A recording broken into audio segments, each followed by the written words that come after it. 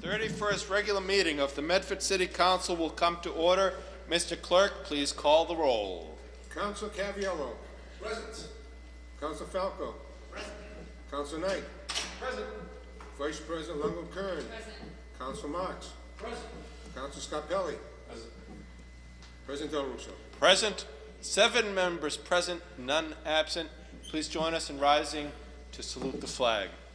I pledge allegiance to the flag of the United States of America, and to the republic for which it stands, one nation, under God, indivisible, with liberty and justice for all.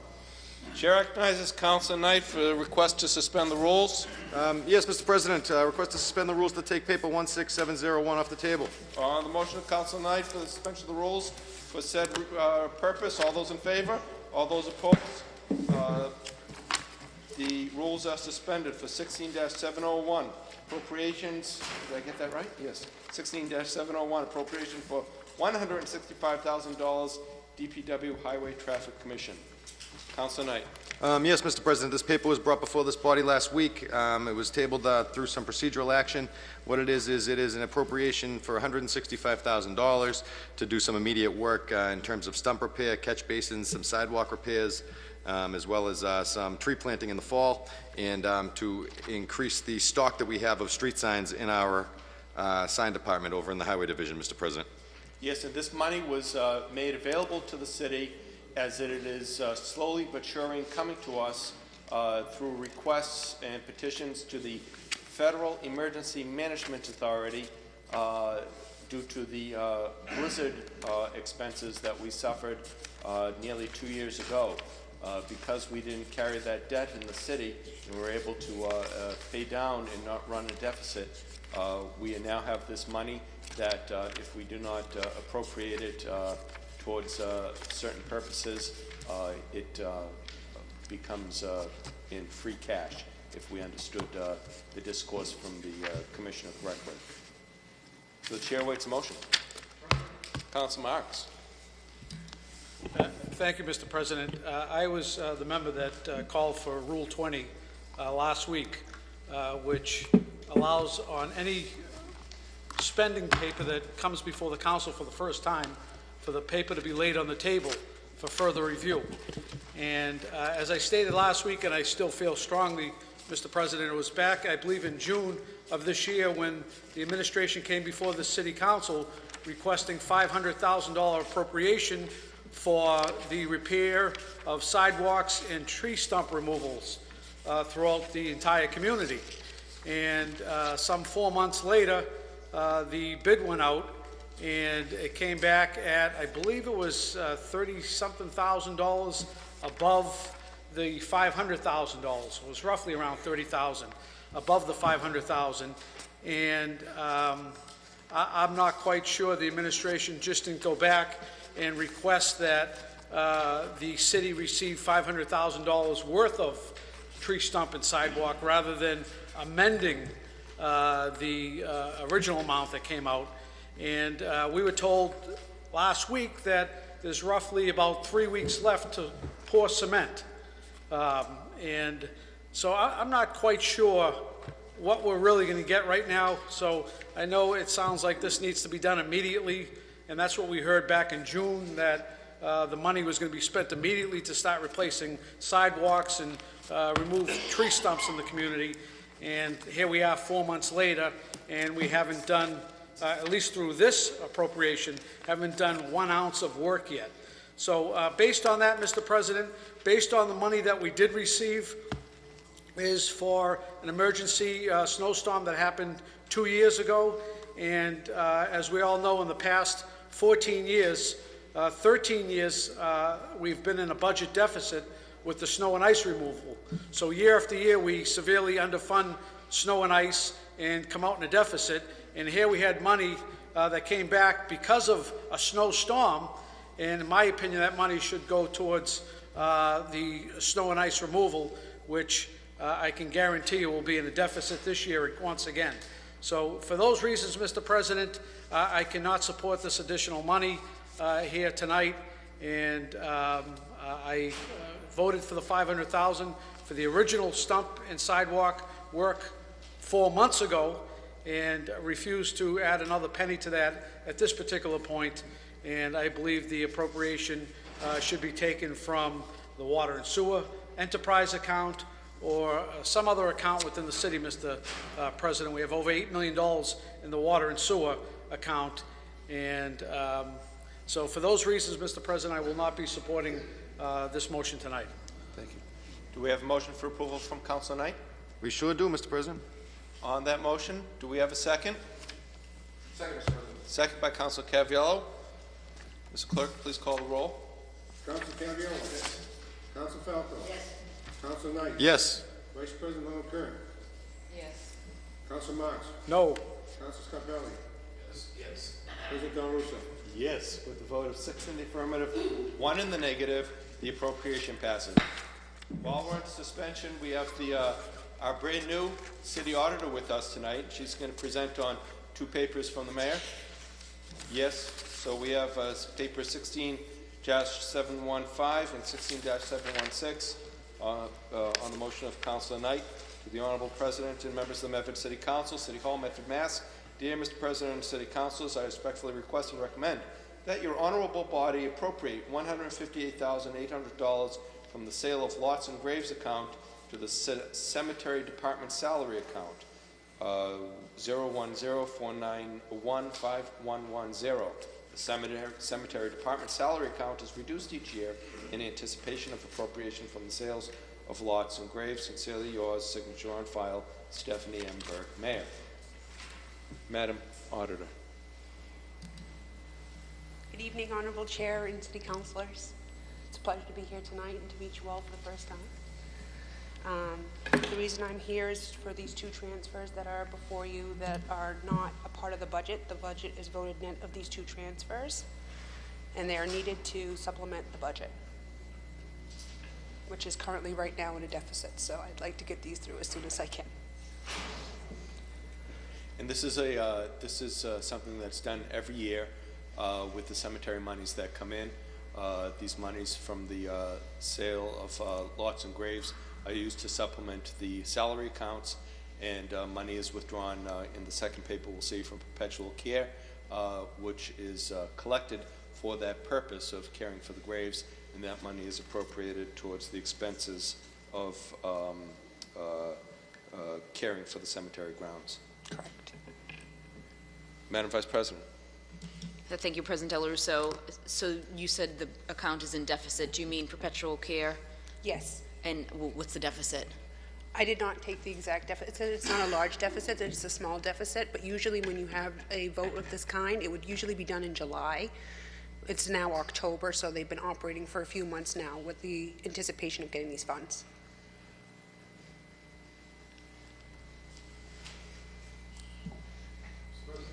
Councilor Marks. If we can also get an update on the cemetery board, where they stand with the mausoleum. I know there's been a lot of discussion and research done by the Cemetery Board of Trustees, and I would ask if we can get just an update to the council. If you could amend that paper, Mr. Clerk, by Councilor Marks. Is there a motion? Motion approved, Mr. President. Motion for approval by Councilor Caviello, as seconded by Councilor Knight. Councilor Knight? Move approval. Yep. On that motion, Mr. Clerk, please call the roll. Council Caviello. Yes. Council Falco. Yes. Council Knight. Yes. Vice President Longo Kern. Yes. Council Marks. Yes. Council Scarpelli. Yes. President Del Russo. Yes, with a vote of 7 in the affirmative, none in the negative, the motion passes. 16-716 to the Honorable President, members of the Medford City Council, City Hall, Medford, Mass. 02155. Dear Mr. President and City Councilors, I respectfully request and recommend that your honorable body transfer $185,849 from perpetual care to the fiscal year 17 cemetery budget 010-491-5292 for groundskeeping expenses. The cemetery department expense account is reduced each year in anticipation of appropriation from perpetual care. Sincerely yours, Stephanie M. Burke, Mayor. Signature on file. Mr. President, as far as I can tell, this is the companion paper to the one that we just voted on. I'd move for approval. On the motion for approval, seconded by Councilor Caviello. Madam Vice President? Thank you, President Del Russo. So the 185, will that cover us for the year? Yes. Do you know what we usually spend per year in that account? I do not, but I can get back to you on that. If we could just get an update on just what we are in deficit in that account and what we've spent year-to-date in that one account and what we spent in fiscal year 2016. Thank you. If I may add, Chair, through the chair, I am trying to get to you guys an expenditure summary report, and that will be for the next meeting. I really wanted to have it this time, but I've been working on closing the year and this current year, so I'm hoping to have it to you guys by next meeting. So for every account, what we've spent Yes. and what we're, oh, that'd be Yes. great. Thank you. Thank you. We've been asking for that for quite some time. Thank you, and it's good to have you aboard. Mr. Clerk, if you would please call the roll.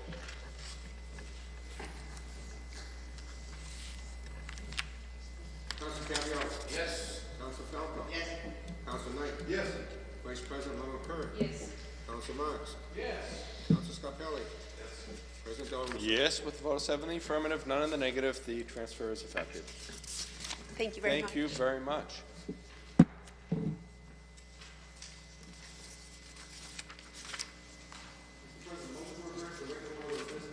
On the motion of Councilor Knight to revert to the regular order of business, all those in favor? All those opposed, the motion carries. 16-708, offered by Vice President Longo Kern. Be it resolved that the Building Department update the Medford City Council with regards to how many code violations notices have been sent out within the last year. Be it further resolved that the update include how many of those violations has the city initiated criminal actions on. Madam Vice President. Thank you, President Del Russo.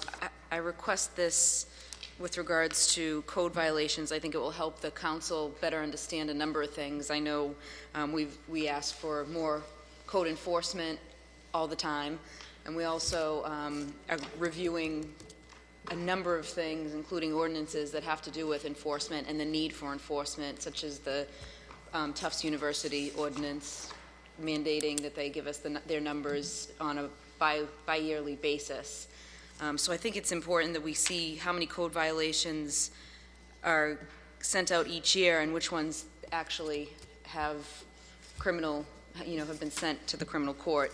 I know that the city of Somerville, after reading an article, obviously not to compare ourselves to Somerville, but they hired a city solicitor to handle, part of that job is to I think it was an assistant, to handle all the code violations, and they, within the article, they list all the number of code violations since the beginning of the year, and I just want to see where Medford compares, and if we are doing what we need to do to make sure our codes are enforced and being complied with. So, if we could get a roll call vote on this, I think it will be very helpful moving forward with different ordinances that we have in the works.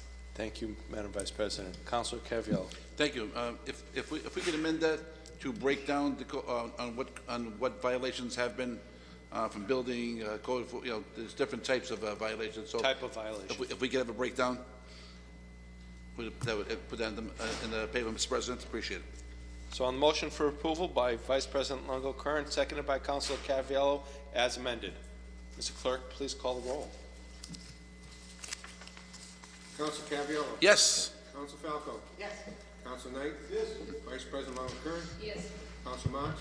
Yes. Council Scarpelli. Yes. President Del Russo. Yes, with the vote of 7 in the affirmative, none in the negative, the motion carries. 16-709, offered by Vice President Longo Kern. Be it resolved that the Chief of Police provide the Medford City Council with an update regarding how many speeding tickets have been issued by month over the last 12 months. Madam Vice President. Thank you, President Del Russo. This is something that the council has asked for before, and I believe the most recent time we've asked for this, and I could be stand corrected, but I believe we asked during budget hearings in June how many speeding tickets have been issued over the last year, and then another list of how many have been issued over the last 2 years. And I think it's important, as you'll see, the next, I believe, 3 or 4 resolutions after this have to do with what happened on Winthrop and High Street and Alston Street High and Alston Street, with 2 accidents taking place, and I know there's been some work there, but I think overall speeding is one of the top 5 complaints that I get as a city councilor, and I've been really on top of the fact that we don't have a working speed monitoring sign, movable sign that we can put in different places depending on when we're getting complaints or where we see the need. And I really think it's important that we and the administration make sure that we are doing some enforcement. I know we're low-staffed, but we need to be doing some enforcement, and I just really don't see it being done. And I don't know, what we can do, but definitely keeping track of it and trying to push the administration to push for more enforcement in all areas, especially the speeding, is going to help reduce accidents and reduce God knows what could happen. So I would like to see if we could get that. Roll call vote, please. Chair recognizes Councilor Knight on the Yes, motion Mr. for President. approval. I'd like to amend the paper, Mr. President, and request also a breakdown of the number of motor vehicle accidents that have occurred on locally controlled roadways, as well as a breakdown of the number of instances where the driver was cited for speed in relation to those motor vehicle accidents. Councilor Carafiello. Thank you, Mr. President. If we could also amend that to the areas where the tickets were given out also. With locations. So on the motion for approval by Vice President Longo-Kern, as seconded by Councilor Knight and amended, and further amended by Councilor Carafiello, Mr. Clerk, please call the roll. Council Carafiello? Yes. Council Falco? Yes. Council Knight? Yes. Vice President Longo-Kern? Yes. Council Marks? Yes. Council Scarpelli? Yes. President Del Russo? Yes, with the vote of 7 in the affirmative, none in the negative, the motion passes. 16-710, offered by Councilor Marks. Be it resolved that Mayor Burke establish a Medford Pedestrian Advisory Committee which will serve as a forum for citizens to become involved in establishing goals and policies surrounding pedestrian safety in the city of Medford. The mission of the committee is to act as advocates in setting priorities for pedestrian safety improvements by supporting education, community outreach, and developing policy and plans to make our streets safer. Councilor Marks. Thank you, Mr. President, and I agree with Councilor Longo-Kern that if I were to list the top calls that I receive, I would say that pedestrian safety and speeding are in the top 5 as well, and it's a major concern. And I'm not happy to say that over the many years that I've been on the council, that I have seen very little progress in traffic calming approaches in this community. Although recently under this new administration, the mayor signed a Complete Streets program that currently there's a Complete Street Stakeholders Committee that was set up, I guess, several months back, and it consists of a number of department heads as well as someone from the Bicycle Advisory Committee, which I believe is Bruce Kulick, and someone from Walk Medford, Jeff Buxom, is on that committee also. And their mission is very similar to what I want to set up. A major difference is that I believe there should be more citizen input. And I believe that in addition to a member of the Bicycle Advisory Committee and Walk Medford, there should be a resident from every section of this community, because who best knows their neighborhood than someone that lives in the neighborhood and experiences firsthand the situations of pedestrian safety and speeding and which streets may require traffic calming approaches. So my motion tonight, Mr. President, is not to replace by any means the Stakeholders Complete Street Committee. I think they're doing yeoman's work in bringing to the attention of the administration as well as the police department areas that are hotspots in this community that need to be addressed. With that being said, I believe there was 70 locations that this Complete Street Committee sat down and looked at a number of spots throughout the community and said, if we had a wish list, what needs to be attended to in this community. And they came out with 70. In my discussions with Jeff, I said to Jeff, Jeff, I could probably come out with 170, and he says, I agree, but it's a starting point, and I think it's a great starting point. What I'm hoping by this resolution tonight is to draw attention once again to public safety concerns in this community. And I attended last Wednesday night, as well as Councilor Caviello and Councilor Falco, the police department's public safety meeting, which, due to Councilor Falco, is being held in neighborhoods throughout this community, and it's was very well attended. I have to thank the chief, the officers that attended, as well as Councilor Falco for bringing up this very important issue and bringing it out to the community. But the Brooks School, as we know, is on a state highway. And that particular road has been a concern for a number of years because the only true set of working lights from the square on down to West Medford Square is, I believe, in Medford Square.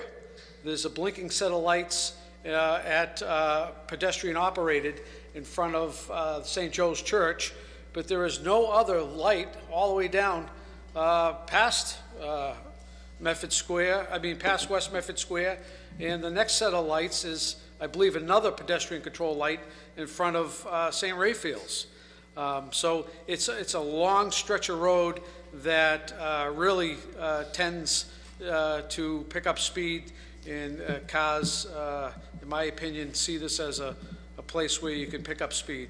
But I wanted to throw out some of the recommendations, Mr. President, just so for the edification of the general public, things that are currently being worked on at High Street in front of the Brooks School, and things that will be addressed over time because they involve more engineering study and so forth.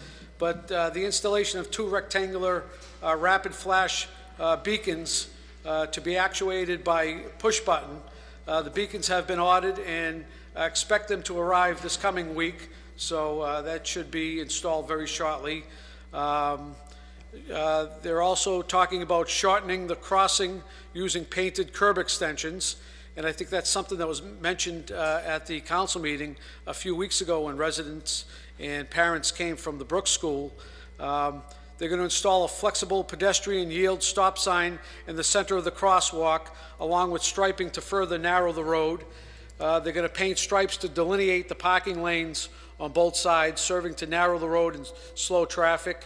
And they're going to clarify much of the existing signage in the area to help with traffic control and pedestrian safety. One of the major recommendations that was made was to lower the speed limit on High Street. And I realize, because it's a state road, and I think at the meeting that was brought up at the Brooks School, is the fact that it's a state road that we need the Department of Transportation to act on this request. It's not something we can do internally through our own traffic commission.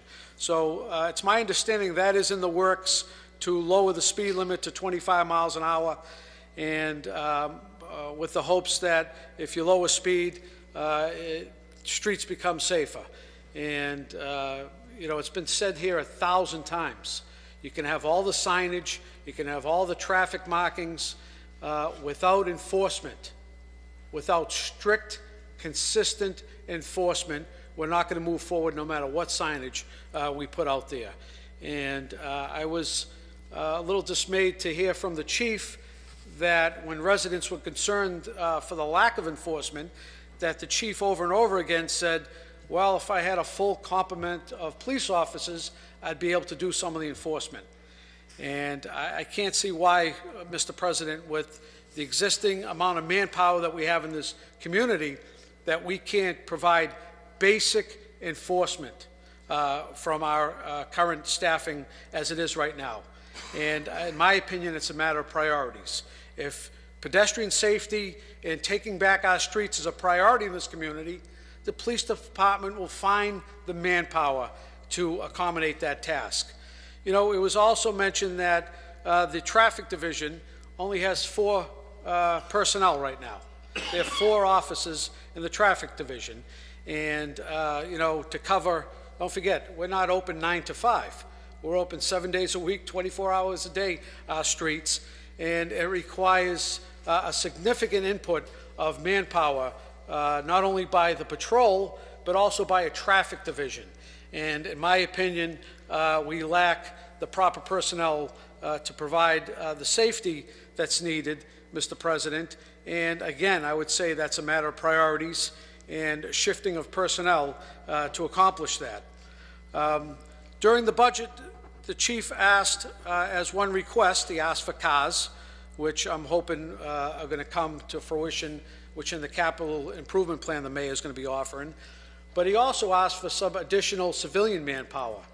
And part of that was to keep crime statistics in the city and also do some basic reporting. Because if you go onto the police website, it's very difficult to get any information on any type of reporting that's been done regarding analysis, crime analysis, pedestrian safety, accidents within this community. And the chief asked for that particular position, and it was denied by the administration. But I can tell you firsthand, without the proper reporting, because there were a lot of questions asked Wednesday night regarding how many accidents, where are these accidents located? Are they in this particular area, or are they around the city? And we did get some information, but it was very limited. And I think a position of that would pay for itself 10 times over in regards to a sense of confidence, a sense of peace of mind that it is being looked at and that problem areas are being addressed. If you don't know where the problem areas are, then you can't address them. So the first step is to identify and isolate the areas that need to be attended to. And without someone that's gathering this data, I think it makes it that much more difficult for our police department to do its job. Then there was talk also about quicker response time when it comes to neighborhood safety concerns. The Brooks Hobbs, or the Brooks School, I should say, there was a quick turnaround, but I think residents expected to see a little more, a little quicker. And some of the quick things that were asked for to put out is maybe a couple of those orange safety barrels on High Street, just to let people know that there's something there and something impeding them coming down the street. There was also talk about putting up the electronic speed sign that we have to let people know, hey, we're out here, we're present, we're looking. Even to take a couple of our cars that have been sitting behind the police station unused for a period of time. They may not be in great condition, but they still say Medford Police on them, and they still have a set of lights on top, and you park one of those out on High Street. Let me tell you, that's going to deter people. The minute they see it, they're going to slow down. So these are the few quick things that could have been done, and I think residents were concerned that the response wasn't adequate enough after, first of all, the child was struck on High Street, and secondly, after the several accidents that happened, car accidents, right around the perimeter of the school. There was also mentioned that the lighting throughout the entire community, this is not just within the High Street area, throughout our entire community is poor, Mr. President. There's been upgrades to the lighting here in Medford Square, but it's been, in my opinion, not adequate enough. And I know they're doing a pilot, I believe, in front of the old movie theater on Salem Street. If you go by there, I believe they've put some different type of lighting in a few of the lights out there. And they do appear to give off more light, a greater distance, but I think more needs to be done to improve lighting within the community.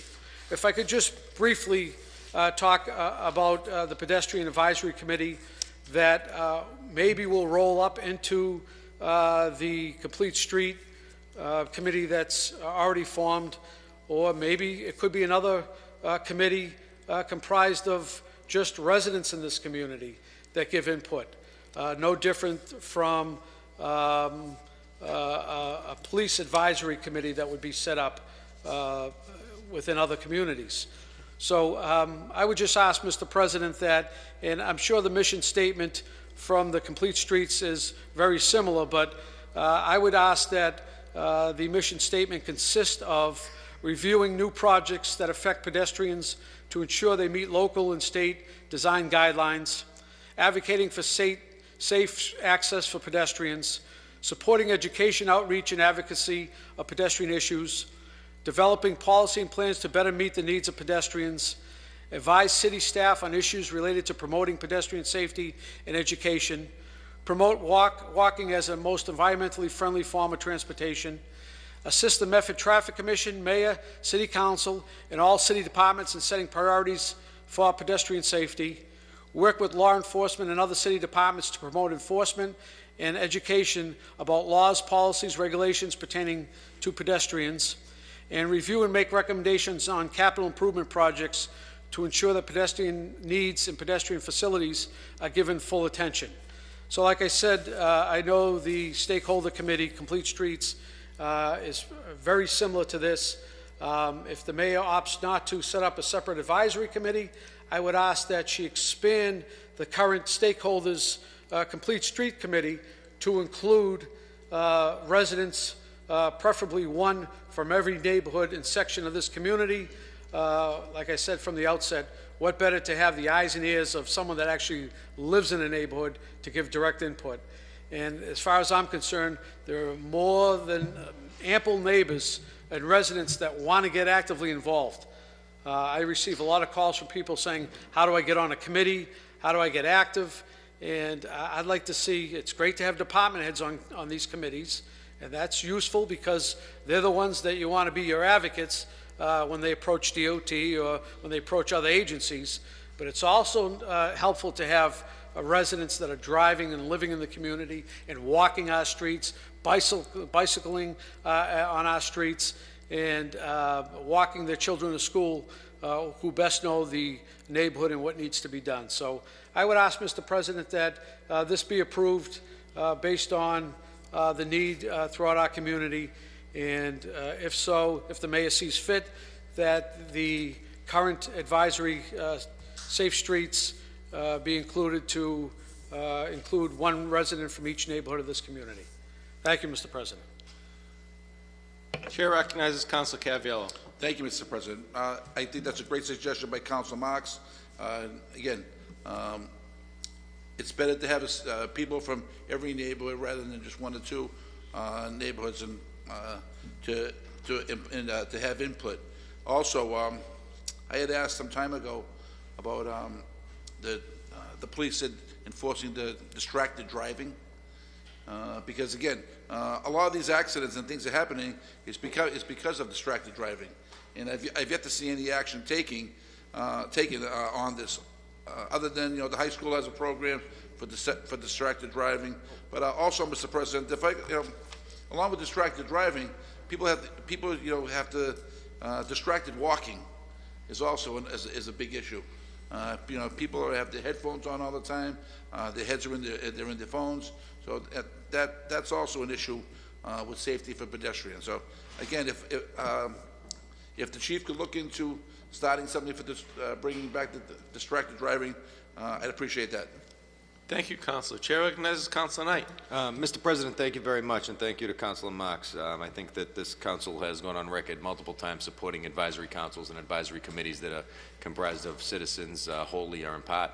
Mr. President, I think it's a great measure, and that's something that I'm going to be supporting. I'm just asking that we amend the paper to make a recommendation that a representative from the disability community, the Council on Aging, and the school department be considered as advisory committee slots, I guess would be the appropriate term, Mr. President. Very good. As amended by Councilor Knight, all those in favor? All those opposed? Oh, we have citizens that want to speak. My apologies. Mr. President. Welcome. Please state your name and address for the record. Joe Pecora. Hi, Joe. Nice to see all of you. Your address? 25 Adams Street. Thank you. Really like that idea, put a car out on my street. It's unbelievable, unacceptable. It's just a freeway all day long. Failure to stop at the stop sign, speeding, wrong way travel, all day long. Adams, Capon, Emery, Hillsdale, Quincy, all the way up from North to Winthrop Street. Just one way, they look, laugh, keep going. Somebody's gonna come around, Emery, gonna come wrapping around, you see, they're gonna just collide. It's bad. I mean, it's bad enough that I'm here at your suggestion today. Thank you. But it's really, really bad. You could literally put a lawn chair out there, grab a beer, and all day long you could just watch the cars just run the sign, speed, one way, go the wrong way. It's all day long. You guys could ticket there all day long. Unbelievable. Mr. President? Council Marks? Joe, just if I could, have you ever reported this to the police department? Have you ever made any see-click fix? Have you ever reported it? I have, yep. And what response are you receiving? Should I go there? Absolutely. This is public safety. Not adequate. I find unprofessional, inadequate. Not a priority. I think you hit on that. I got a suggestion that kind of inferred that the resources aren't there. I think you saw some of those emails. Just excuses. And I'm not trying to throw any, all the great work the police do. I'm supportive. I'm not. If they're shorthanded, these guys are shorthanded. They're shorthanded. I understand. But something has to be done about it, whether it's through enforcement or I know signs, these traffic studies. I think there's some overflow as well from Route 16. So maybe getting the state involved somehow. The cars come up Boston Ave. There's a major problem at that light at Medford and Boston Ave. Come up, they turn up north, they go up Capon, they take a left on Winthrop and go back down and cross Boston Ave. They're totally trying to avoid that whole intersection. A lot of it, I think, is spillover from overflow from Route 16 as well. So it's a major problem. Particularly the neighborhood is starting to see some more kids. It hasn't had kids for years, like really small kids, 3, 4, 5. And a lot of the neighbors are talking about it. In fact, some of the neighbors went out and bought signs and put them on the street. If your kids lived here, drive like your kids live here, that kind of thing. From what I understand, some of the other neighbors have actually went to the Medford Police Department and met at maybe some community meeting that the police have, I think, in the last several months, but continues to be a lack of enforcement. And I followed up with Officer Brooks the other day, and he was explaining to me that he wasn't around on the weekend and so forth and so on, and he was off. And I wasn't. If I found it to be defensive and not really helpful in that, not answering questions, not putting us in touch with the appropriate city officials to work together to deal with the situation. So it's all great stuff that you guys are talking about. You guys seem to be on it. You're aware of it. And the neighborhood would really appreciate it, I'm sure. Many other neighborhoods would also appreciate it, but it's a pretty rampant problem with this, again, the speeding, the wrong way travel, failure to stop at all those Quincy, Adams, Hillsdale, all the way from North to Winthrop. And it's obviously most of it's happening during, these rush hours, in the morning, late in the afternoon, but it does happen all day long. It happened tonight on my way here, walking my dog before I came here. Just cars going right through. And I saw the biker coming down Adams the wrong way, and the car went up, barely stopped, did a rolling stop. The other car come the other direction down Capon, went right through the sign.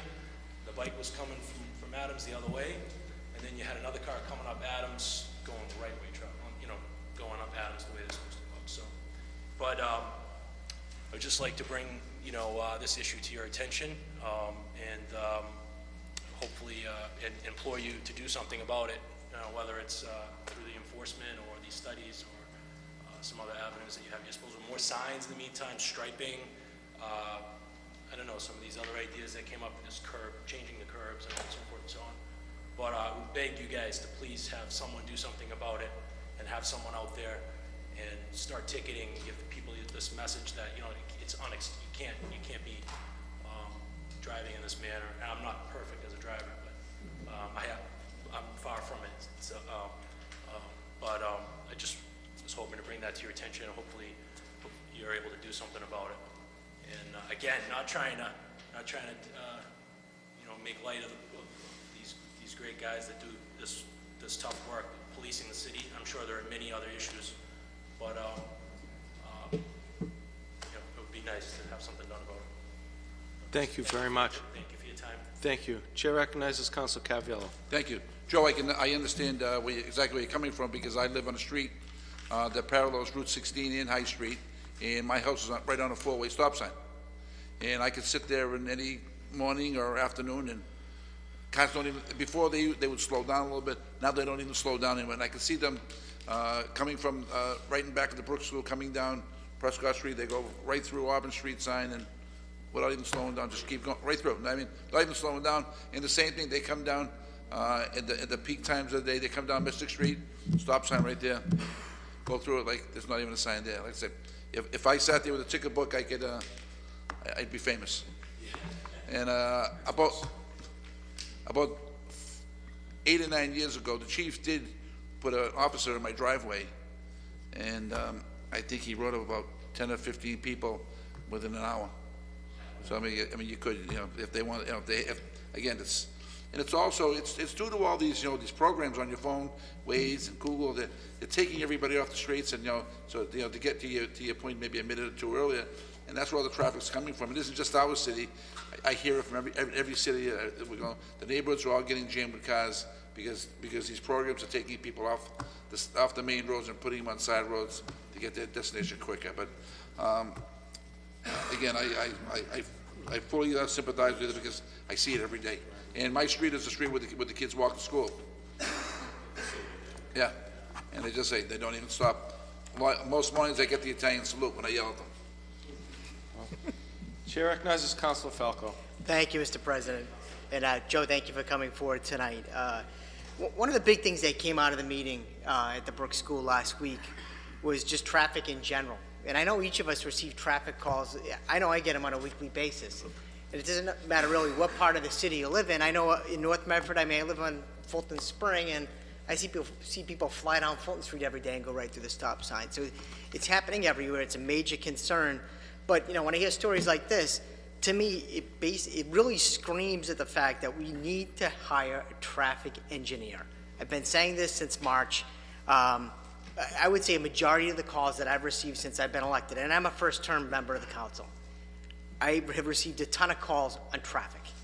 And we have no one, and the chief even said it at a meeting last week, we have no one in the city that has a professional background in traffic, in analyzing traffic patterns, and seeing how the traffic flows throughout our community.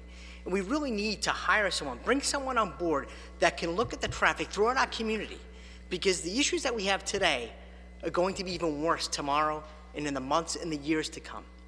If you look throughout our community, the amount of development that potentially could happen over the next few years is amazing.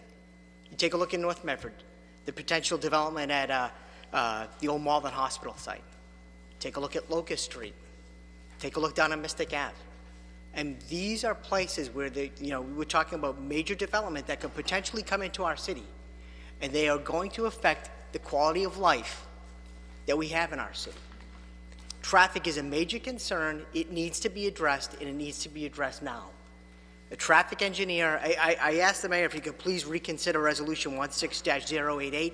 It's a resolution that I put out earlier this year to hire a traffic engineer. I think it's money well spent. We need to take a look at this issue. It needs to be addressed today. It's long overdue. This is affecting the quality of life in all neighborhoods throughout this community. It needs to be addressed right away. I thank you for coming here tonight. It's important that we hear from residents on issues like this. I know I've received many phone calls, many emails, and I know my fellow colleagues have as well. This is a major concern throughout our community, and it needs to be addressed right away. So I thank you. Thank you. Thank you, President Del Russo. I think we have a number of great suggestions. Depending on which area we're talking about, there's even more suggestions. But the bottom line is we need more enforcement. Whether we need to put more men and women on the police force just to do enforcement, or we need to ask the mayor to really push what we have now. Maybe it's time we have a meeting with the chief of police and request that the mayor be there as well. What is the quota?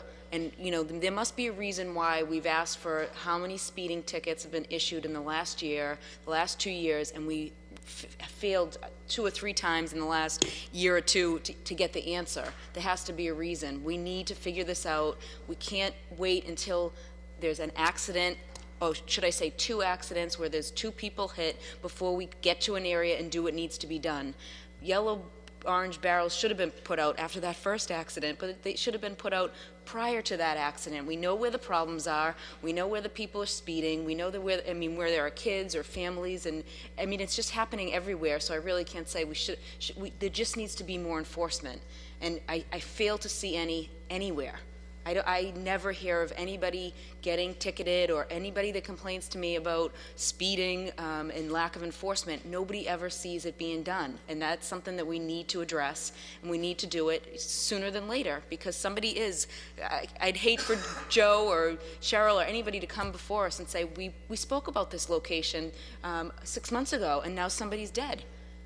That's the last thing we want, and it needs to come from the administration. The administration needs to talk to the chief of police, and whether we be in the room or not, it needs to happen. We need more enforcement in this city. We need to make it a priority. It's extremely important so somebody doesn't get seriously injured. On the motion for approval by Councilor Marks, seconded by Councilor Caviello. Good evening. Please state your name and address for the record. Hi, my name is Cheryl Rodriguez. I live at 281 Park Street. I attended the meeting at the Brooks School, and this meeting started from a Facebook post, which seems to be our new way of doing things in this city. And every parent in this city who's on Medford Bombs knows that every September starts with, my child was trying to go to the school bus and almost got killed. The first one was posted was on the Fellsway. Didn't get much traction. The parent said, yeah, that's happened to me a million times, and nothing happened. The one that happened on High Street got more traction. They have a fabulous organization in West Medford that can really rally people to show up in a meeting, and boy, am I jealous. I wish I could have 70 people standing behind me today talking about the problems that we have on my side of the city, on other parts of the city. But the one thing that I got out of that meeting was one of the officers suggested that I go on to the mass.gov website. He suggested that we all go on, and that we could get a copy of all the accidents in the city of Medford for the past 3 years. So I went on this morning. I clicked it in. Within 5 minutes, I had an email that had 3 years of accident statistics from Medford by date. Had the intersections and everything. I can tell you that the hottest spots are not surprising to anyone. The Fellsway, Salem Street, Locust Street. I was a little bit surprised. A lot of accidents on Locust Street. Spring Street is a big hot issue. Anyone on Medford Moms knows that people are getting hit over there constantly. What else was it? Mystic Ave wasn't too bad. High Street had a lot of accidents as well. The Winthrop Street Circle had accidents. There's a lot of hot spots in the city that are not just on High Street. I mean, I applaud that we had a meeting specifically for High Street. I'm not sure all the other neighborhoods should have to wait the several months for their meetings. What if there are more issues on High Street? Are they not allowed to go to the community meeting because it's supposed to be focused only on their neighborhood? Because that's what's going around. That meeting was not geared specifically towards the West Medford neighborhood. I made it entirely clear that it was geared to everyone. We're bringing the meeting to each neighborhood throughout the city. Well, that was not the excuse me, impression. anyone can come and anyone can talk about any problem they have. There were people there that were not from West Medford. They were from Wellington, and they talked about issues that they had. So it wasn't specifically about West Medford. I mean, it was heavily involved with West Medford questions about specific issues that were happening in that neighborhood. I mean, so the whole point of the thing is to bring the meetings to the neighborhoods and actually make it easily accessible for people to get to those meetings, which I think we did. We had 70 to 75 with all the police there too. I think probably close to 100 people in the room. Yeah. And normally, and Bob, you would know this better than anyone, there's probably maybe 10 people. I'm not sure. There's not that many people there on a monthly basis down at the police station. So anyone could come to that meeting, and anyone could talk about any issue that they wanted to. The chief made that entirely clear. The meeting happened to be in West Medford. Next month, it'll be at St. Francis Parish Center. The month after that, it's going to be at the Andrews Middle School. Anyone and everyone is welcome to attend. The more people that attend, the better. That's what this is all about. Getting people involved, engaging the residents, and having them come to the meeting and talk about the things that affect them in their neighborhood. But it's not limited. No meeting is ever limited to just these residents. Everybody and anybody can come. I hope everybody comes. I mean, we have big areas, the schools, St. Francis Parish Center, South Medford Fire Station, these are all big venues where we can seat lots of people. So I'd love to fill the place. Everyone, and let me repeat this, everyone is welcome to come and talk about anything they want. The chief was, when he came and he opened up the meeting, he said that. Any questions, feel free to ask. We're here to help. And I thought it was a very good exchange, a very good dialogue back and forth between the residents and the police. And I thought it was very productive. Councilor Marks just went through the plan that they're working on, and I think it's a good start. Now, is it going to solve the problem completely? Maybe not, but it's a good start. And but I think I just want to just make clear that meeting it didn't really start on Facebook. That meeting was a resolution that I brought forward earlier in the year, back in the spring, to basically bring these meetings out into the neighborhood, engage the residents, have them talk about what is going on in their neighborhoods. So I just want to make that clear. So thank you, Mr. President. Okay, Thank you, Councilor. Ma'am, if you could continue, please. Yeah. Thank you for making that clear, because I did attend that meeting. I was late. I was at the South Medford Economic Development meeting, which I had to leave in the middle of the mayor's remarks to come to that meeting. But I did attend the meeting with that frame of mind. I've since been told by others that they thought it was inappropriate to speak of anywhere but their neighborhood. So I hope that people heard that this is supposed to be community-wide. And I hope that at the end of all of these meetings that there'll be resolutions about all of these streets and all the neighborhoods, because I did speak about the Fellsway, which I'm sure you're familiar with the Fellsway. We don't have a crossing guard at all, but I see a resolution on here to add an additional crossing guard to another street. So I'm not sure how many months people are going to have to wait before they're going to see this kind of rapid action. 4 a.m. street lining and lights being ordered and grant money coming in January. I think we need to look at all these streets, and we need to look at them quickly and not wait 4 or 6 months to get to other neighborhood meetings, because there's danger now in other areas of the city. And I think we're hyper-focused on one street, and I hope that that is not going to continue to be the case. Thank you. Good evening. Welcome. Please state your name and address for the record. Thank you, Mr. President. Rob Capucci, 71 Evans Street. I want to thank Councilor Marks for bringing this discussion to the table. I've attended many of those town meetings. I also want to thank Councilor Falco for bringing these into the neighborhoods. That kind of a turnout is great. I missed the first two of this year because I just got a new puppy, but I usually regularly attend those meetings. I don't know what the city law is or the state law, but perhaps to alleviate some of these traffic and public safety issues, with budgeting being as it is, perhaps Medford could incorporate an auxiliary police force or a special police force that are reserves, part-time. They could be armed or unarmed or unpaid. I briefly looked it up before I came up to speak.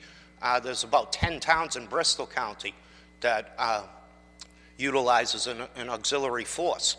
That, if they're youngsters, as Councilor Marks alluded to, there's a lot of people in the city that want to contribute, that want to volunteer. I bet you could find at least 20, 30 people that would be happy to volunteer their time on a part-time basis to help alleviate some of these concerns. Councilor Marks said something earlier, with all due respect, about, they'll find a way to make it. Having gone to these town meetings for pretty much regularly for about 3 or 4 years now. It's really difficult. When Chief Sacco says that he needs the manpower, he really means it. You could have some officers that, you know, are working undercover, others that are working phones. He's very understaffed. He needs about another 25 or 30 officers. Now, I know the mayor just freed up a few months ago about 10 dispatches so that they could offset that and hire 10 new police. But at the same time, they lost 10 police officers. So they really didn't gain one more officer from that move. So I'm just up to offer a suggestion. Maybe the city council could, working with the mayor's office, and get the advice, of course, of Chief Sacco, who would know more. Consider an auxiliary reserve police force that would help ensure all of the concerns that were brought up tonight. Thank you, Mr. President. Thank you. And one more. Welcome. Please state your name and address for the record. Thank you. Jean Nuzzo, 35 Paris Street. Hearing these numbers tonight here in the hall regarding the understaffing of our police force troubles me greatly as a longtime resident. I can remember back in the day when we had a good presence, and as children, you know, driving around the city on our bikes or whatever, there was always plenty of officers. So this troubles me. What troubles me even more is knowing that we're going to have 800 new units coming online that have already been approved by our zoning board. They're underway at Wellington Circle and Wellington Woods, in a few other areas. And to hear of this deficit of manpower, knowing that we're going to have another 800 some odd families coming online soon, I would really urge the council to include in their motion something that stresses the importance of getting some additional bandwidth for these folks who work really hard, to have them up to speed before these folks start arriving to our city. Thank you. Thank you all.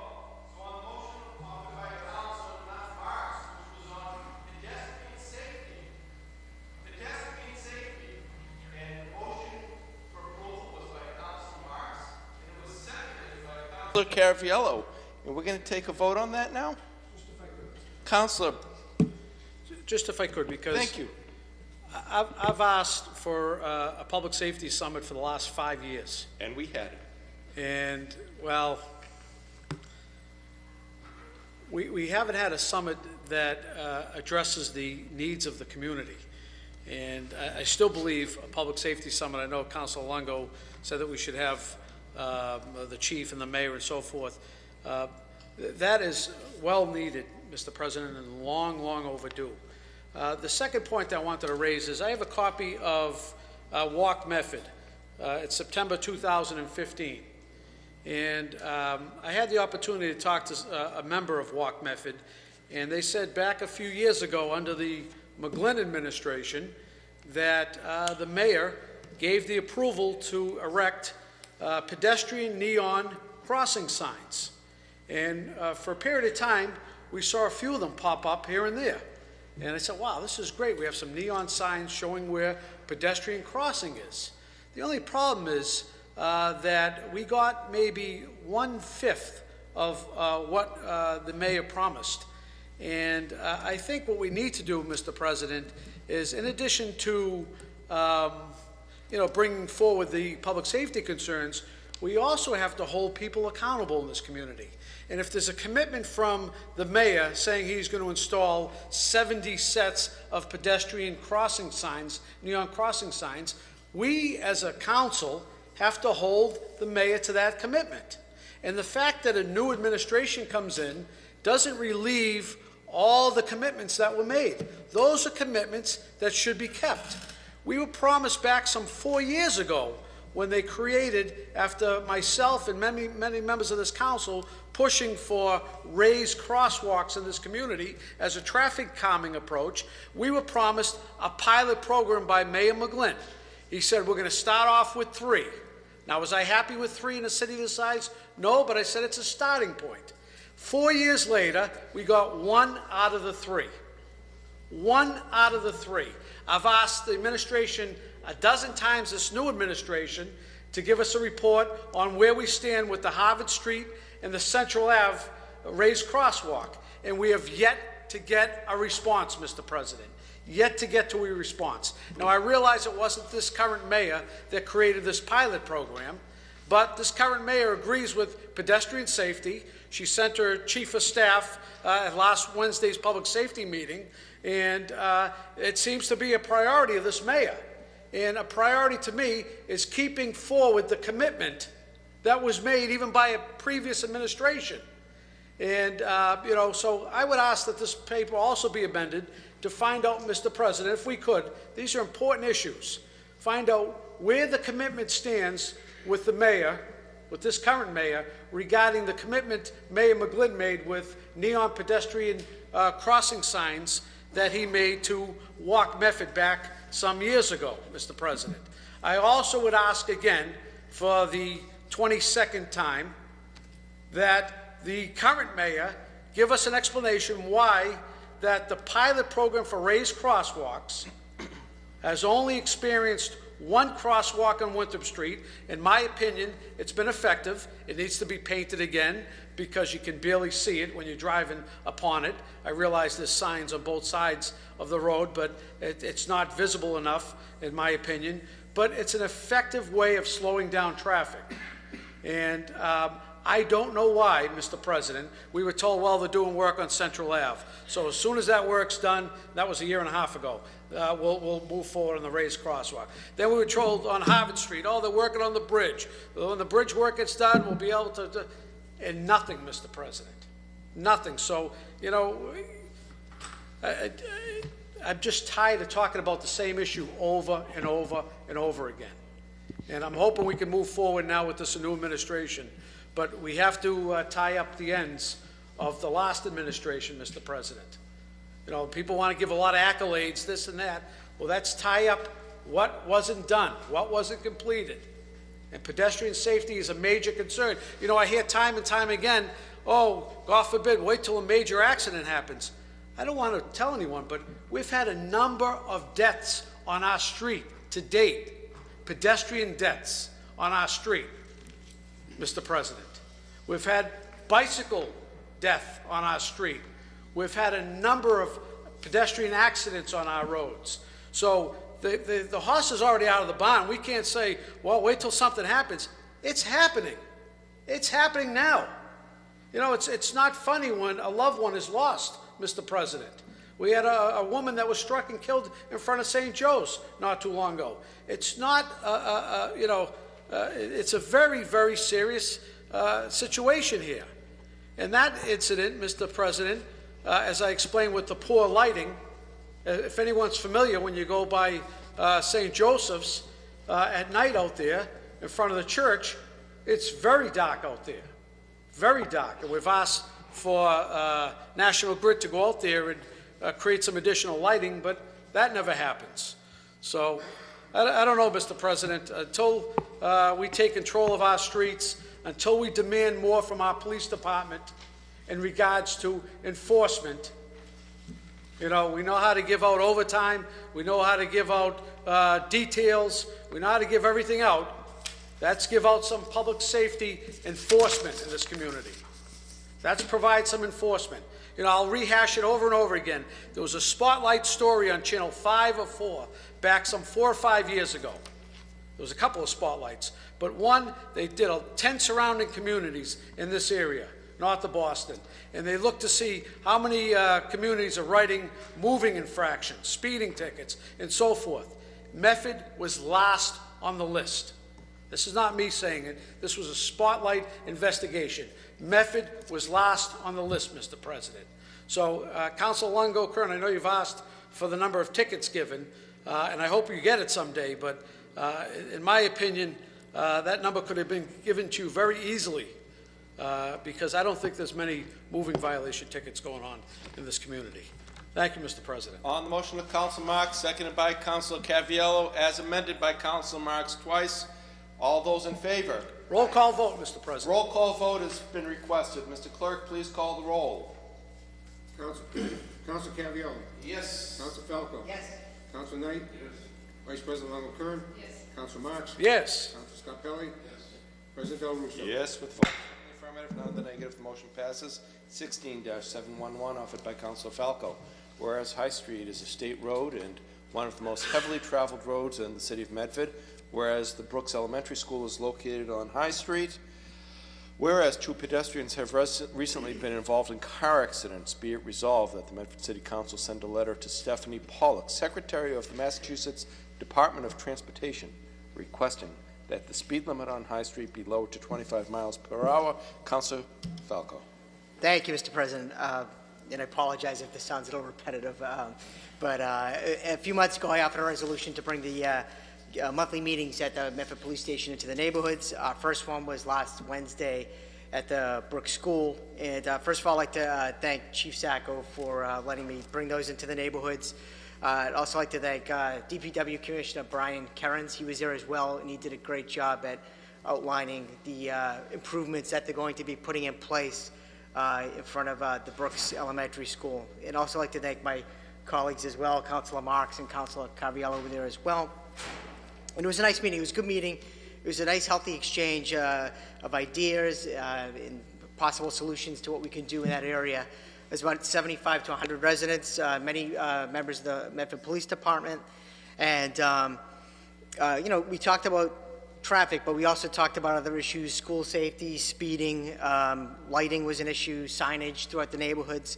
But as we had mentioned earlier, over the past few months, there have been 2 people that have been hit by cars. I believe there was a car accident on the corner of Mystic and High Street within the past couple of weeks. So there are major problems in that area with regard to traffic. I mean, you go from Medford Square down to St. Ray's, as was mentioned earlier, it's a straight shot, and there's absolutely no lights. So what we need to do is, it's kind of like a multi-pronged approach where we need to make improvements to that area, but one of the things we need to do is lower the speed limit.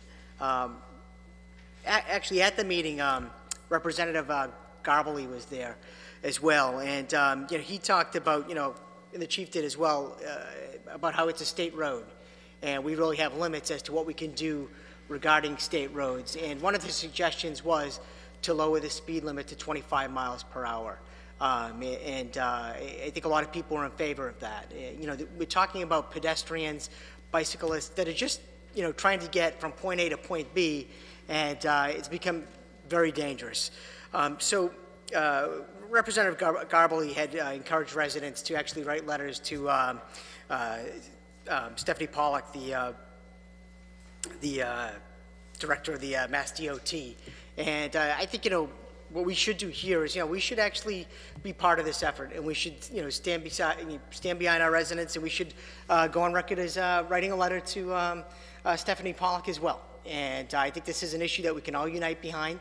I think it's in the best interest of many residents throughout this community and the people that pass through our community, that we take public safety serious, that we want to make sure that everyone is safe getting to where they need to get to, and I think 25 miles per hour would be appropriate. You know, I'm hoping that my councilors support this resolution tonight, and we move approval. On the motion for approval by Councilor Falco, Chair recognizes Councilor Knight.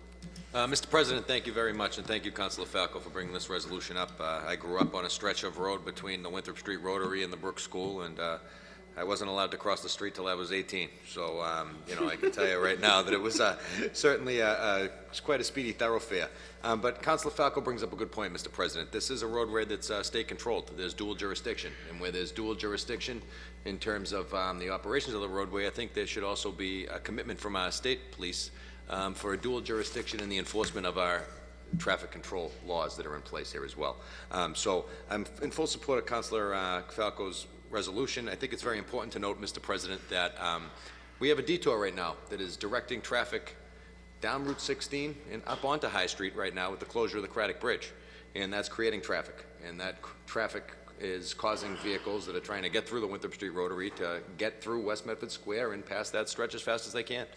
So I think this is a great resolution. I'd ask Councilor Falco, if he doesn't mind, that I amend it to request that the state police also kick up their police presence in the area to enforce the speed limit, especially during the hours before and after school. Very good. So on the motion for approval, as amended by Councilor Knight, Councilor Marks. Thank you, Mr. President. I want to thank Councilor Falco for offering this resolution. At that meeting also, Rep. Garbali mentioned a piece of legislation that he co-sponsored, I believe, regarding having local municipalities take local control of roads, and in particular roads that may be dual jurisdiction, as Councilor Knight mentioned. And I guess it made it as far as the governor's desk, and the governor either vetoed it or sent it back, removing state roads from the language. So it really did nothing to accomplish what we were trying to get after. But needless to say, Mr. President, you know, I come from a different train of thought, you know, and I've offered resolutions like this for the last probably 10 years, that there's no reason why any road in this city, I don't care if it's state or city road, Mr. President, that when a resident comes to us and say, I have a concern of a sidewalk on this road, and the road happens to be under state jurisdiction, but we can't touch the sidewalk, we can't trim the tree, but that taxpayer is paying thousands of dollars to this community in property tax, to me is ridiculous. It's absolutely ridiculous, Mr. President. So in my opinion, if I were chief, I'd go out, I'd take DPW, I'd change all the speeding signs on High Street to 25 miles an hour. Knowing how the state works, it'll take them about 10 years to catch up with it. Right, Mr. President? And we'll have public safety for the next 10 years on our streets. So the fact that the state says, oh, don't go ahead and move forward with that, to me, public safety should supersede that, Mr. President. And we're not putting toll booths up, we're not putting gates up. We're saying that we need to reduce speed based on reported data of accidents, pedestrian safety in our community. And in my opinion, that should take priority, and wait for the ramifications down the line with the state someday, Mr. President. But I thank Councilor Falco for offering this. Thank you, Councilor. So on the motion of approval, seconded by Councilor Knight, as amended, Mr. Clerk, please call the roll. Councilor Caviello. Yes. Councilor Falco. Yes. Councilor Knight. Yes. Vice President Leonard Kern. Yes. Councilor Marks. Yes. Councilor Scarpelli. Yes. President Del Russo. Yes. With a vote of 7 in the affirmative, none in the negative, the motion passes. 16-712, offered by Councilor Falco. Whereas the bus stop for middle school students is located on High Street, whereas the traffic on High Street poses a major safety concern to anyone who crosses High Street, be it resolved that the Medford City Council requests that Chief Sacco and Mayor Muccini Burke assign an additional crossing guard to cross middle school students. Councilor Falco. Thank you, Mr. President. So these resolutions, these 3 resolutions, the one that I offered earlier and these upcoming resolutions, and these are all from basically the product of the meeting that we had the other night. And, you know, I've received many calls from residents, in particular from middle school parents that have kids that need to catch the bus in the morning, and they just have a tough time navigating High Street. We've been talking about it for the past probably half an hour. It's tough to cross, and I'd like to see if we could add another crossing guard during we already have one during the elementary hours, but it'd be nice to have one for the middle school students as well when they get ready to go to school in the morning. So if we could add a crossing guard to that intersection, that'd be great. So thank you. Very good. On the motion for approval by Councilor Falco, Councilor Knight. Mr. President, thank you very much. I'd like to amend the resolution and request that the Traffic Commission look at the location of the crosswalk and whether or not the crosswalk at the Brooks School would be best located on the corner of Alston and High and the corner of Auburn and High, or if it would be better off if they moved it off the intersection and almost like into the 50-yard line, so it would line up right with the front doors of the school, Mr. President. That way vehicles that are turning left or right off of those side streets have a longer sight line so that they can see if there are people that are in the crosswalk, and it would also provide the queuing up of cars to those corners so that pulling out and onto High Street would be a little bit more difficult because it would be much more congested. Very good.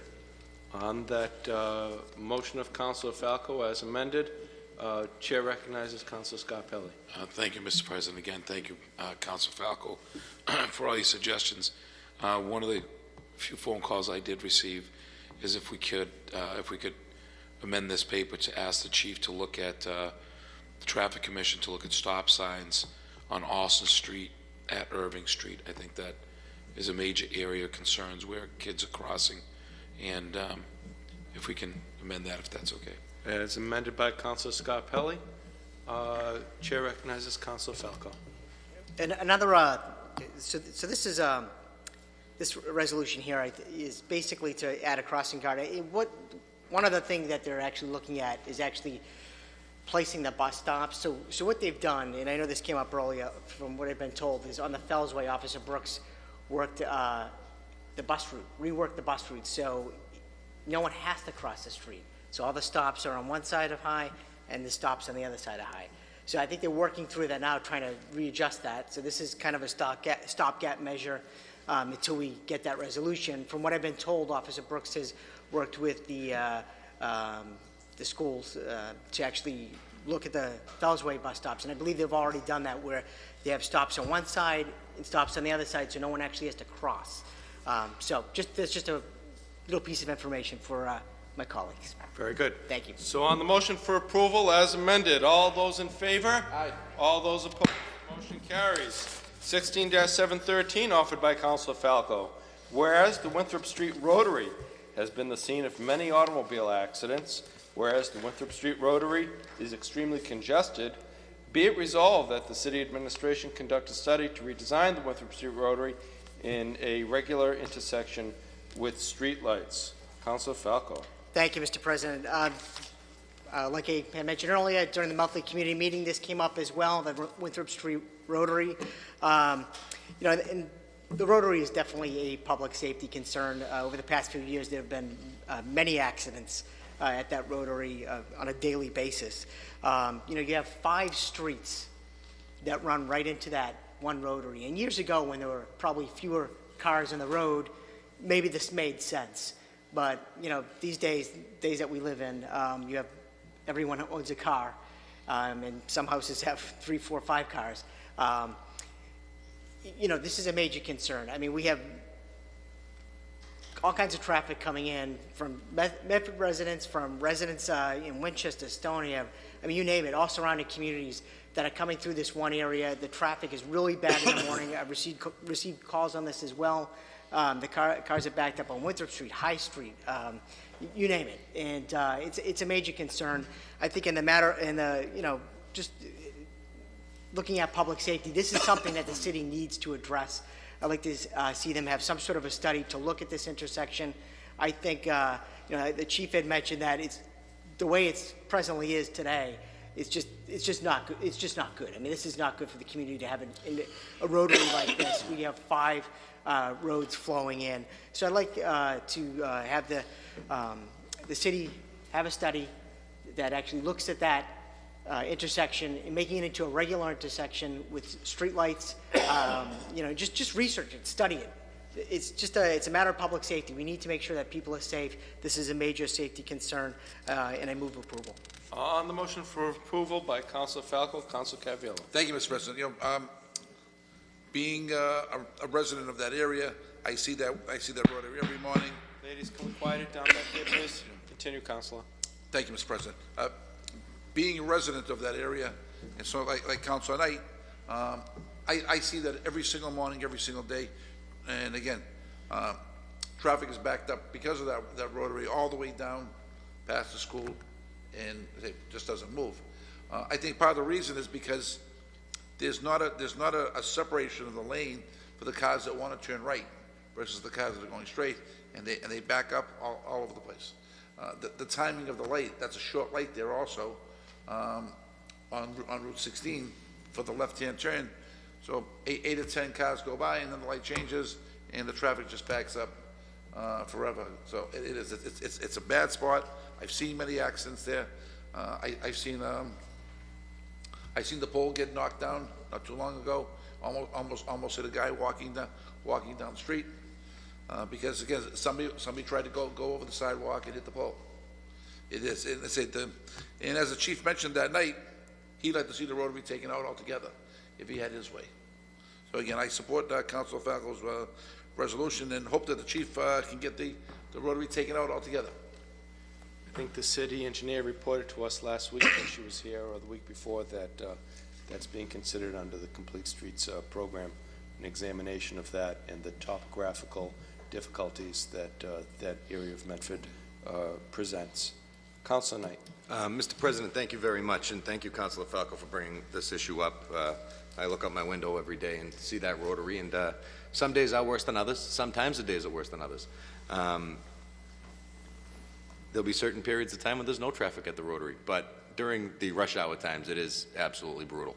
And I think Councilor Caviello hit the nail on the head. It has a lot to do with the lights, the timing of the lights down at Route 16. It has a lot to do with the backups at Route 16 queuing up. It also has a lot to do with the backups on Boston Ave and Winthrop Street. So I certainly can appreciate Councilor Falco's resolution. However, I don't want to see us limit our options. If we're going to study the intersection, let's study the intersection and let's see what works best. Maybe a bigger rotary works best.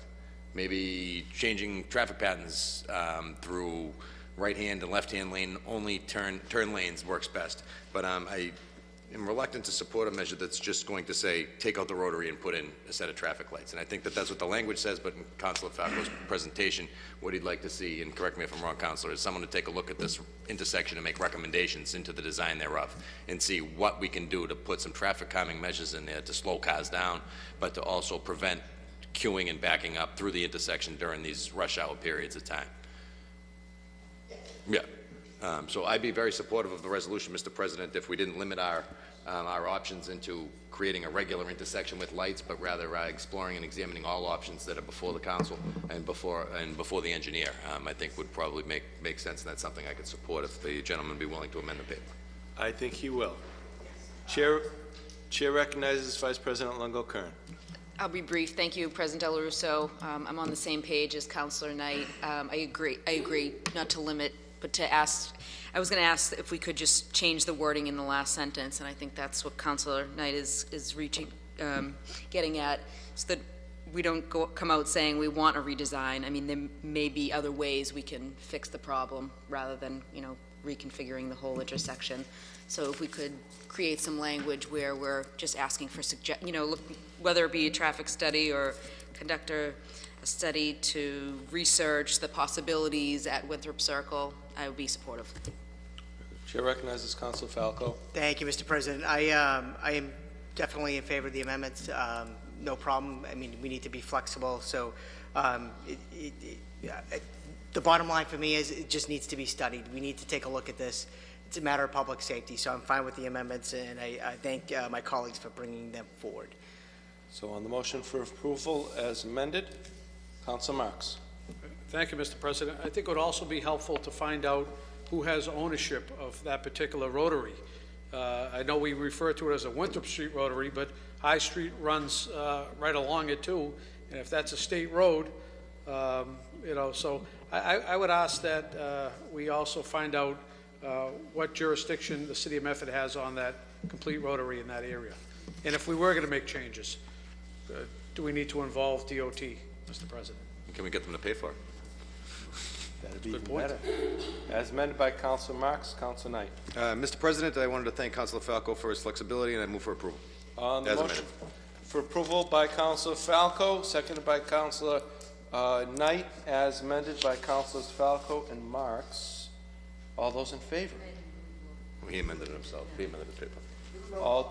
Roll call vote has been requested. Mr. Clerk, if you would, please call the roll. Councilor Caviello? Yes. Councilor Falco? Yes. Councilor Knight? Yes. Vice President Longo-Kern? Yes. Councilor Marks? Yes. Councilor Scarpelli? Yes. President Del Russo? Yes, on the vote of 7 in the affirmative, none in the negative, the motion passes. 16-714, petition by Gene M. Martin, 10 Cumming Street, Medford, Massachusetts, to address the council about police personnel policy and numbers. Good evening, ma'am. Please state your name and address for the record. I will. Gene Martin, 10 Cumming Street. The macro picture of this is that it starts from the top, and it starts from the mayor's office on policing. You can't talk about policing without talking about the government structure, including you guys. You're not going to like this, but with no accountability at the top, with no term limits, simple things like term limits, no turnover, there's no incentive to do things. And that's just the top. That's just the macro view. Also, we have 58,000 people in this city, going to grow even more. Wait until this casino comes in. Wait until some of these developments in Malden come in. You can find out how many cars we have because everybody pays an excise tax. Everybody is registered in the city of Medford. You can find out literally how many cars are on the city streets. We need, Mr. Falco's right, we need a traffic engineer. If you don't put in a traffic engineer, it doesn't matter because you're just doing this.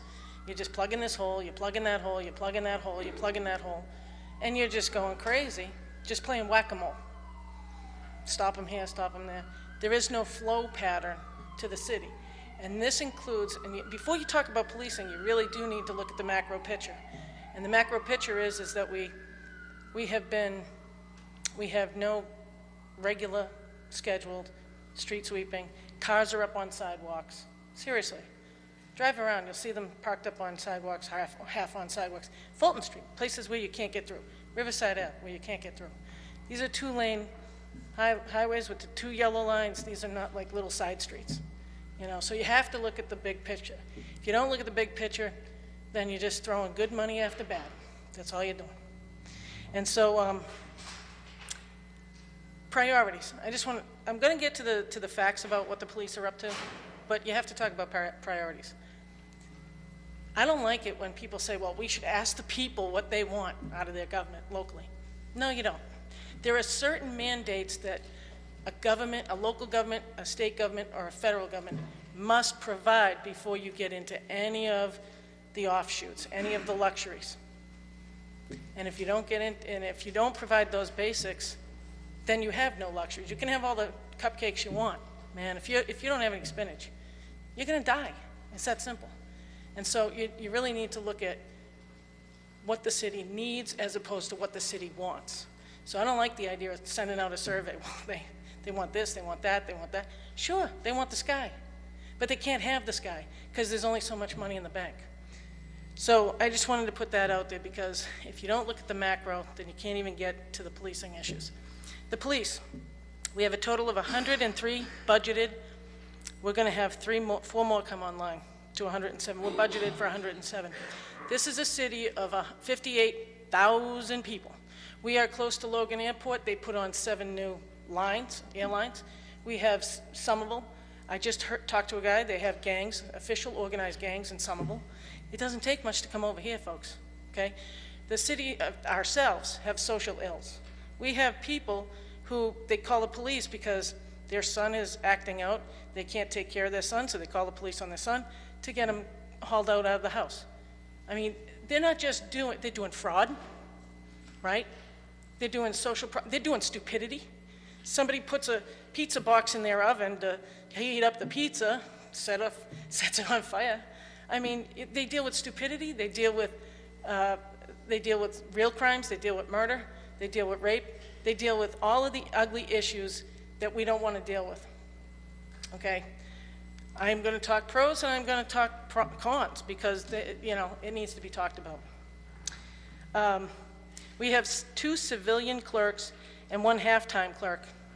And one of the things the chief told me is that he used to have more civilians working for him. But when the budget cuts came and they had to delete, they deleted from the civilian population because they needed the officers. They need the officers. But they also need the civilians because we're farming out everything else. We're farming out DPW is completely gone, okay? So why not farm out some clerical too? We need to increase the budget for the police department. In so many ways it's not even funny. The DPW used to do snow removal, used to do garbage removal. Now they don't even do a stupid sidewalk, cement, little square. They can't even do that. What else are we going to farm out? Where else? Where does it end? Where we farm out? Okay? You know, it's like you need a government, you need an elected body, then you need a police force to enforce the laws, and then you need a DPW, even before a fire station. Why? Because if you can't get down that street, because there is no street, no access through the street, you can't get to the house on fire. And that is exactly what's happening.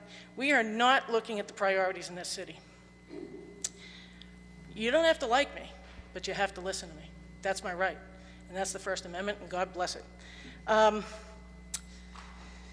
911 dispatches, we have 9 with backups. Patrol officers, 75. 75. Now this is this is around the clock, people. This is around the clock, 7 days a week. That is Monday through Friday, 7 days a week, 75 patrol officers. You do the math and tell me if that's enough for a city this size with as many problems as we have. So close to Boston. I know, I'm lecturing, I know, but it makes me feel good. Get it off my chest. We have 14 detectives. Computer crimes are up, in case you hadn't noticed. There's all kinds of cyber crimes. Sergeants 16, lieutenants 9, captains 3. The recommendation bare minimum by the chief is 115, which I think is way too low. I absolutely think 115 cops, and that's like a huge, they would be excited to get that many. And I think for 58,000 this close, we got a 6-mile radius of people congested. Yeah, some certain neighborhoods aren't congested, and others are loaded down, absolutely loaded down. Total vehicles in the department, including unmarked, are 45. Suburbans have 50 to 60,000 miles on average. The Crown Vics have 100,000 on average. And I asked him what recommended, if he had a Christmas list, what would it be? And of course he said a new building. That's absolutely pie in the sky at this point. Because the city has not recognized that the police should come first.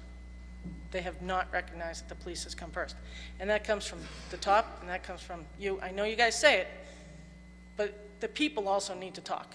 The people out there need to demand that police come first. And as bad as it is, if it wasn't for these accidents, especially in the neighborhoods that they were in, we wouldn't be talking about this tonight. And I'm so grateful that people that actually have political pull in this city are coming forward and talking. As far as training, they need to be doing training. We need to build up their self-esteem. I have issues with the police. We all know that, okay? I don't think they're perfect. But I will tell you that if you want a better police force, you have to train them. You have to give them respect, and you have to train them. And as far as the overtimes, yeah, you have to do overtime. But as far as those details, we are all culpable. Every last one of us are culpable. We make a kickback. We make this salary. They don't make a good base salary in this city, but where they make their money is on those details. And we don't have to pay it out, so we are happy, because then we get another little cupcake someplace else from not paying them out. And we get a kickback, which makes it worse. We get, not only do we rent out our cops to agencies like National Grid, that's what we're doing, we're renting them out for pay, and then we get money for renting them out on top of that. So not only do they pay us, pay our officers their actual real pay, their really hefty pay, we also get a kickback. We get 15% on that. We need to get rid of the 15%, and that's something you guys can vote on. Of course, you're not gonna, because it's not politically to your advantage. You'll have to find that money someplace else. You have a minute and a half. Okay, thank you. But training, they need to train. We need to get them trained. We need to get them trained for active shootings, bombings, everything else that under the sun, because they're not ready. We need to equip them. We need to get them ready, because the world is changing. And standing out on over a hole is a waste of their time, unless it's on Riverside Ave or, you know, some major thoroughfare. It's a waste of their time. They can love me or hate me. That's okay. But I really believe, I'm not here because I want a Christmas card from these people. I'm here because I believe in this, because this is the center issue of the city today. And until you get this right, you can't get anything else right. Yeah, you can make some people happy, some people. Meanwhile, other people will be getting hit by cars. Other people will be getting mugged. Other people won't be able to kick out their son out of their house, because Unfortunately, the police officer turns into the disciplinarian in a family, single mother. She can't control her kid, she calls the cop on him. That's what's going on. I know that for a fact. So, you know, until you deal with that reality, good luck to you. You don't have to pay attention to me. You don't have to listen to me.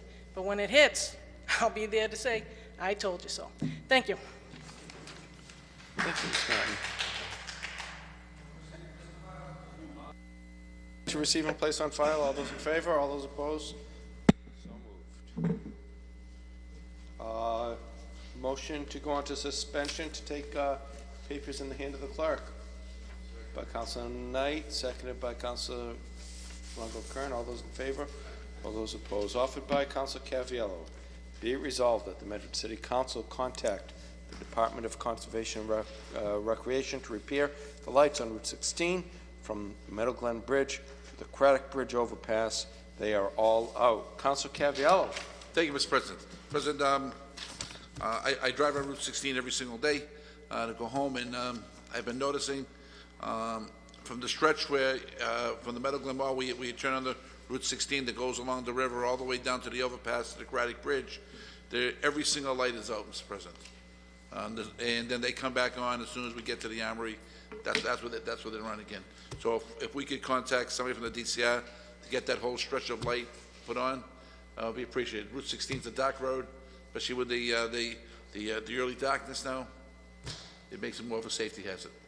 Very good. Thank you. So on the motion for approval by Councilor Caviello, all those in favor? All those opposed? Motion carries. Offered by Councilors Knight and Marks. Be it resolved that the Medford City Council congratulate Thomas and Mary Ann Howell on the momentous occasion of their 50th wedding anniversary. Councilor Knight. Mr. President, thank you very much. And if you look at Mary Ann and Tom, you'd never believe they've been married 50 years because they look like they're about 50 years old, Mr. President. They've had a wonderful and very happy marriage, and they've been good friends to me for a very long time. Growing up, running around Playstead Park, the Howells and the Karates were very welcoming to the kids in the neighborhood. They opened their backyards and their home to us, and I was fortunate enough to develop a great relationship with Thomas and Mary Ann Howell over the years, Mr. President. On a side note, one of the first jobs I had as a young kid was working for the Howells at Chisholm's Motel on Route 1 in Saugus, where they used to manage and administer the day-to-day operations there, Mr. President. So it's with great happiness for the Howells and for the Karate family that I stand here this evening and congratulate them. I hope that my council colleagues join me, Mr. President. I know Councilor Marks goes way back with the family as well. So, you know, with that being said, I turn the floor over to Councilor Marks, Mr. President. Thank you, Mr. President, and thank you, Councilor Knight. You couldn't meet two gentler, kinder people, in my opinion. And in this day and age, to celebrate 50 years of anything is an accomplishment. And, you know, they're a great couple, and I want to wish them well and many, many more anniversaries. Very good. So on the motion for approval, all those in favor? Aye. All those opposed? Motion carries. Congratulations. And offered by Councilors Marks and Carviello, be it resolved that the Medford City Council commend and congratulate longtime Medford residents Bob and Marie Emma on celebrating their 60th wedding anniversary. Councilor Marks. Thank you, Mr. President. They have 10 more than Thomas and Mary Ann, and, you know, as I stated, you know, Bob was a mail carrier in Arlington for a number of years, and just a great guy. And Marie, if anyone remembers, worked for the Medford Transcript back some many years ago. She was the office manager and always a friendly face within Medford Square. And I just want to congratulate them. They have 3 children, 7 grandchildren, and 3 great-grandchildren. And they're truly a great couple.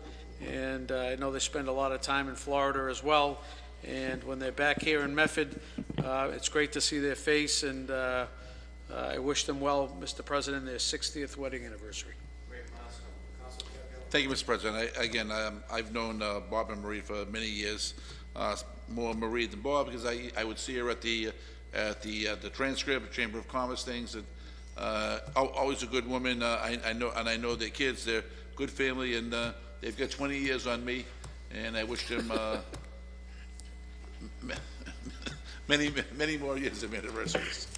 Happy anniversary to them. On the motion for approval, all those in favor? All those opposed? Motion carries.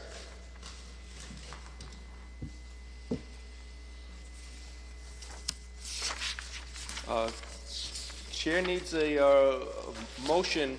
We're required to cancel the council meeting for November 8th due to the election. The chair could have a motion to do so, as is customary in the practice of good government. On the motion of Councilor Caviello, for that, seconded by Councilor Falco. All those in favor? All those opposed? The meeting of November 8th, due to the national election, a national and state election, the election of the President of the United States, that meeting for the 8th is canceled.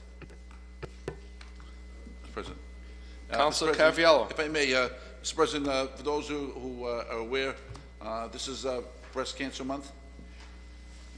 We have Pink ties here. Many of us have our pink ties on this evening. I just want to let everybody know my mother had the battle of breast cancer twice and unfortunately succumbed, but I want to make everybody aware of this month and to support the issue. And if I could have one more moment. Yes. Today is Yom Kippur, and if we could send a happy Yom Kippur to all our Jewish residents, I would like to do that also. And happy Yom Kippur to all of our residents of the Jewish faith, offered by Councilor Caviello. Councilor. Mr. President, I was hoping we could take paper 16636 from the table, a special permit use Keno monitor at NK Convenience, 562 High Street, in City Council, September 20th, and tabled. On the motion of Councilor Knight to take off the table 16-636, all those in favor? All those opposed? Councilor Knight. Mr. President, this was a matter that was discussed and tabled previously following the public hearing on September 20th. Here before us, we do have Sean Began representing the property owner and the applicant that's here for a special permit before the City Council. I spoke with Attorney Began earlier in the evening. Mr. President, pursuant to state statute and our zoning ordinances here in the City of Medford, we have 90 days from the closing of our public hearing to make a final determination as to whether or not we are going to approve or deny the Keno to-go monitor license.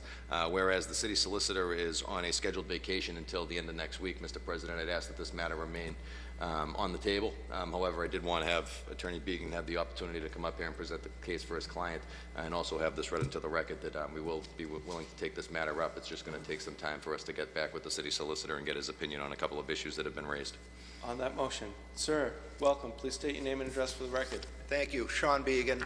My law office is located at 0 Governors Ave. I'm also a resident of the city at 362 Lawrence Road.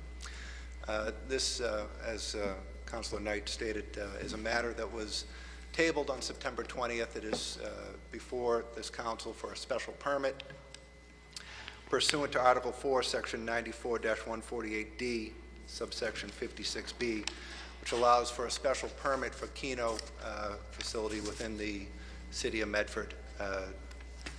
My understanding is that back in March of this year, March 8th to be specific, the council did vote in favor of not objecting to Keno to go with a monitor for my client's convenience store, subject to the special permit. I understand that the paperwork for the special permit was filed pro se by my client, and it is waiting approval. And I'm sure, as the council is aware, there are only certain very specific reasons for that permit to be denied, in my opinion, none of which would apply in this case. Thank you. Thank you, Councilor. Mr. President, move to lay the matter back on the table. On the motion of Councilor Knight to withdraw the motion. Council wants to speak. Thank you, President Del Russo. If we could just go through what the city solicitor is reviewing for us, I think it has to do, I just don't recall the vote of what we asked the solicitor. Believe we didn't ask him anything yet. We tabled the matter. So we could ask him his opinion because on... he's been gone. He's been absent. Yeah. Yes. Thank you. Thank you. On the motion of Councilor Knight to lay the paper back on the table. All those in favor? Aye. All those opposed? Thank you. Thank you, Sean. Thank you. On the motion of Councilor Caviello for adjournment, all those in favor? All the records, pardon me, the records of the last meeting, which was held on the 4th of October 2016, will pass to Madam Vice President Lungo Curran, Madam, how'd you find those records? I found the records in order, and I move approval. On the motion for approval of the records, all those in favor, all those opposed? Motion is adjournment, all those in favor, all those opposed? Meeting adjourned.